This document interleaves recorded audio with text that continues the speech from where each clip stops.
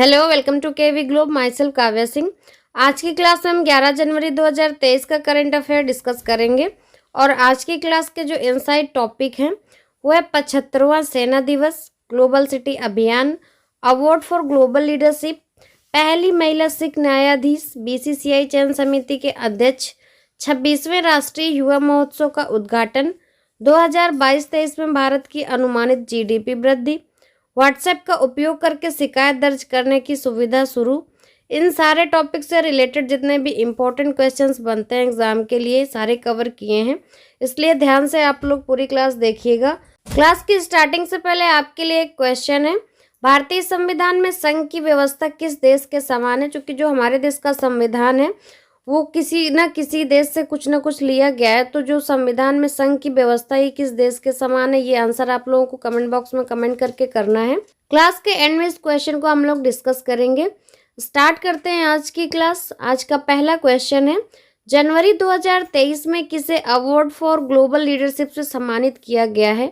तो ये जो अवार्ड है, अवार्ड फॉर ग्लोबल लीडरशिप, ये सम्मानित किए गए हैं इसे मुख्य न्यायाधीश DY चंद्रचूड़। सही आंसर है ऑप्शन ए। ये भारत के मुख्य न्यायाधीश हैं DY चंद्रचूड़। इनको राष्ट्रीय और अंतर्राष्ट्रीय स्तर पर कानूनी पेशे के लिए उनकी आजीवन सेवा के सम्मान में हार्वर्ड लॉ स्कूल सेंटर द्वारा वैश्विक नेतृत्व के लिए पुरस्कार के लिए चुना गया है। ये जो पुरस्कार है CGI चंद्रचूड़ को 11 जनवरी को एक ऑनलाइन कार्यक्रम में प्रदान किया गया। चंद्रचूड़ ने संयुक्त राज्य अमेरिका के हार्वर्ड लॉ स्कूल से LLM की डिग्री और ज्यूरिडिकल साइंसेज में डॉक्टरेट की उपाधि प्राप्त की है। न्यायमूर्ति चंद्रचूड़ जो अयोध्या भूमि विवाद मामले में जस्टिस चंद्रचूड़ जो अयोध्या भूमि विवाद था उसके निर्णय में टॉप कोर्ट की बेंच का भाग भी रह चुके हैं और भी कई हिस्टोरिकल जो भी जस्टिस हुए हैं उनकी बेंच में ये भाग में रह चुके हैं। नेक्स्ट क्वेश्चन है, हाल ही में सानिया मिर्जा ने किस खेल से संन्यास लेने की घोषणा की है? तो जो सानिया मिर्जा ये टेनिस खेलती थी, तो इन्होंने टेनिस से संन्यास लेने की घोषणा की है। सही आंसर है ऑप्शन सी, टेनिस। इन्होंने अपने करियर से संन्यास लेने का ऐलान हाल ही में किया है। 2023 के फरवरी में संन्यास लेंगी, लेकिन उससे पहले दुबई में जो हो रही है टेनिस चैंपियन उसमें ये पार्ट लेंगी और ये उनका आखिरी टूर्नामेंट होगा। इसके बाद इन्होंने संन्यास लेने की घोषणा की है। क्लास अच्छी लग रही हो तो क्लास को लाइक शेयर करना मत भूलिए। क्लास को ज़्यादा से ज़्यादा शेयर जरूर करिए। बाकी लोग जो भी करंट अफेयर पोर्शन प्रिपेयर कर रहे हैं किसी भी एग्जाम के लिए, तो उनके लिए यूजफुल होगी ये क्लास, इसलिए ज़्यादा से ज़्यादा शेयर जरूर करिए इस क्लास को। नेक्स्ट क्वेश्चन है, NSO के पहले अग्रिम अनुमानों के अनुसार 2022-23 में भारत की अनुमानित GDP वृद्धि कितनी है?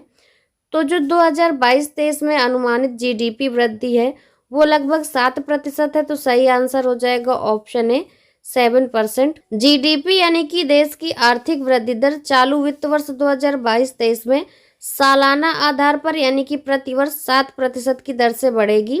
GDP देश की सीमा में निश्चित अवधि में उत्पादित वस्तुओं और सेवाओं के कुल मूल्य को बताता है। राष्ट्रीय सांख्यिकी कार्यालय 2022-23 के लिए आर्थिक वृद्धि का पहला अग्रिम आकलन 6 जनवरी को जारी किया गया है। नेक्स्ट क्वेश्चन है, PM मोदी 12 जनवरी 2023 को 26वें राष्ट्रीय युवा महोत्सव का उद्घाटन किस राज्य में करेंगे? इस बार का ये राष्ट्रीय युवा महोत्सव 26वां है और इसका उद्घाटन PM मोदी करेंगे। इसका उद्घाटन होगा कर्नाटक राज्य में। सही आंसर हो जाएगा option A, Karnataka. PM Modi 12 जनवरी 2023 को कर्नाटक के हुबली में 26वें राष्ट्रीय युवा महोत्सव का शुभारंभ करेंगे। ये कार्यक्रम राष्ट्रीय युवा दिवस पर आयोजित किया जा रहा है। ये दिवस स्वामी विवेकानंद की जयंती पर उनके मूल्यों, शिक्षाओं और उपलब्धियों का सम्मान करने के लिए मनाया जाता है।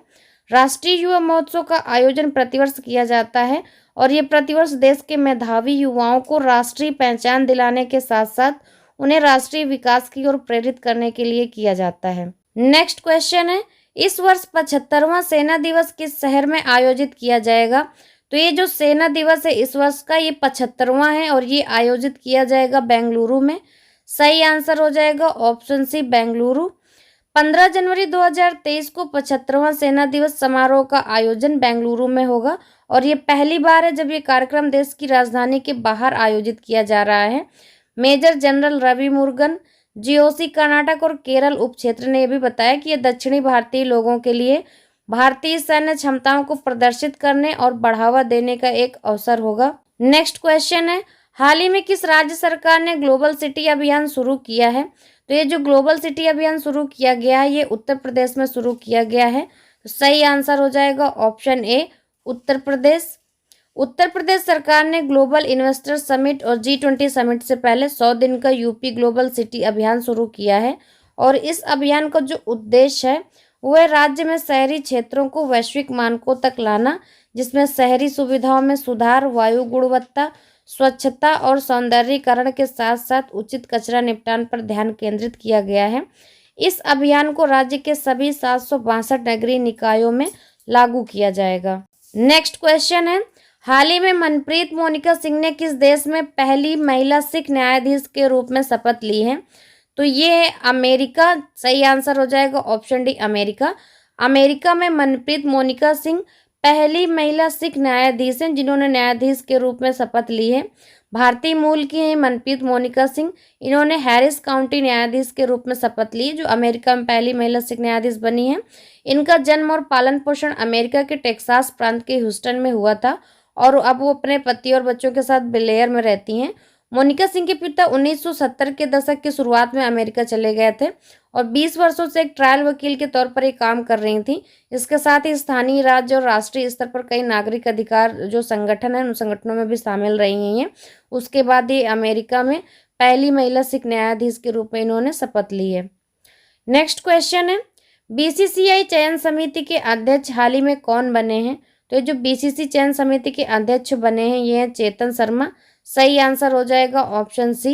भारतीय क्रिकेट कंट्रोल बोर्ड यानी कि BCCI ने नए चयन समिति का ऐलान किया है और BCCI को चयनकर्ता पद के लिए 600 से ज़्यादा लोगों के आवेदन मिले थे और चयन समिति का चयन क्रिकेट सलाहकार समिति ने किया है। BCCI ने बताया कि चेतन शर्मा एक बार फिर से चयन समिति के अध्यक्ष होंगे।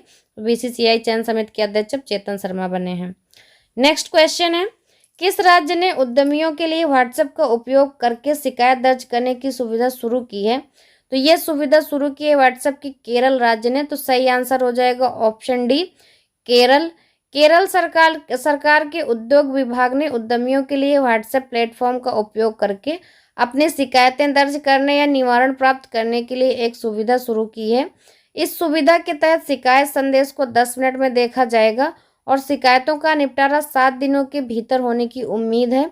तो ये केरल सरकार द्वारा उद्यमियों के लिए व्हाट्सएप का उपयोग करके शिकायत दर्ज करने की सुविधा शुरू की गई है।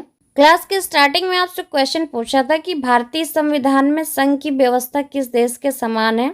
तो इसका सही आंसर है ऑप्शन बी, यूनाइटेड किंगडम। यानी कि जो भारतीय संविधान में संघ की व्यवस्था है वो यूके के समान है। कल की क्लास के स्टार्टिंग में आपसे क्वेश्चन पूछा गया था कि कपास की खेती के लिए कौन सी मिट्टी उपयुक्त होती है? तो कपास की खेती के लिए जो मिट्टी उपयुक्त होती है वो होती है काली मिट्टी। सही आंसर हो जाएगा ऑप्शन बी। और इसका जो सही आंसर दिया है उनके नाम है कुंदन कुमार, प्रीति दिवाकर, विकास शर्मा, बिरजू कुमार।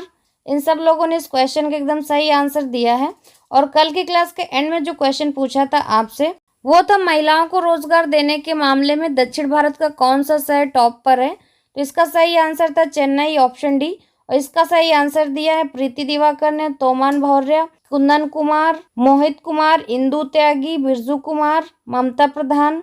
इन सब लोगों ने इस क्वेश्चन का एकदम सही आंसर दिया है। आज का क्वेश्चन है आपके लिए, किस राज्य में ताड़ के पत्तों का पांडुलिपि संग्रहालय का उद्घाटन किया गया है? और आपको एक पॉइंट इसमें पता होना चाहिए कि ये दुनिया का पहला ताड़ के पत्तों का पांडुलिपि संग्रहालय जिसका उद्घाटन हुआ है, ये भारत के किस राज्य में हुआ है?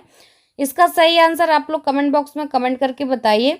और क्लास को ज़्यादा से ज़्यादा शेयर करना बिल्कुल भी मत भूलिए। जो लोग चैनल पर पहली बार आए तो चैनल को सब्सक्राइब करके बेल आइकन ज़रूर दबाएं, जिससे आगे आने वाली क्लासेस आपको ईजिली मिलेंगी।